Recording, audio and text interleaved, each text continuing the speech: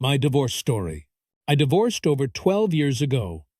My ex-wife was my first real love, and we were together for 13 years before divorcing, 5 years dating, and 8 years married. At the time, the divorce was a surprise for me, but looking back, I laugh at myself for not seeing all the signs. Basically put, we were two completely different people when we divorced than we were when we started dating. The day we separated is an interesting story. I don't recall the details, but I remember we were upset at each other about something. I tongue-in-cheek said something along the line of, "Do you even like me anymore?" And that was all she needed to finally say what she had been holding on to for some time. The details after that are blurry, but there is one thing about that day that I will never forget. At the time, I was not working.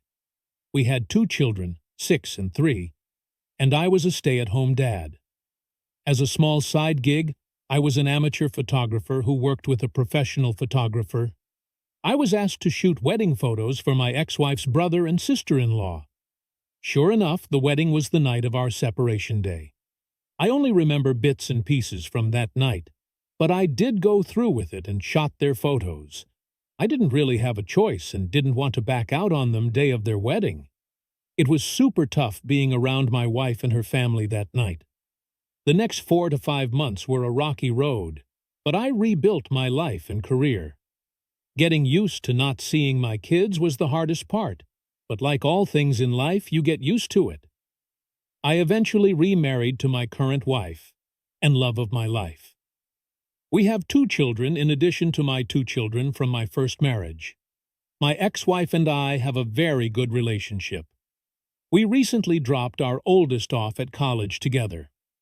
To all the people going through the dark part of divorce, know this: your life is not over. All things happen for a reason, and life goes on. Going through this will make you stronger than ever and teach you things you never would have learned if you didn't experience it. If you have any question or need to talk, please feel free to message me.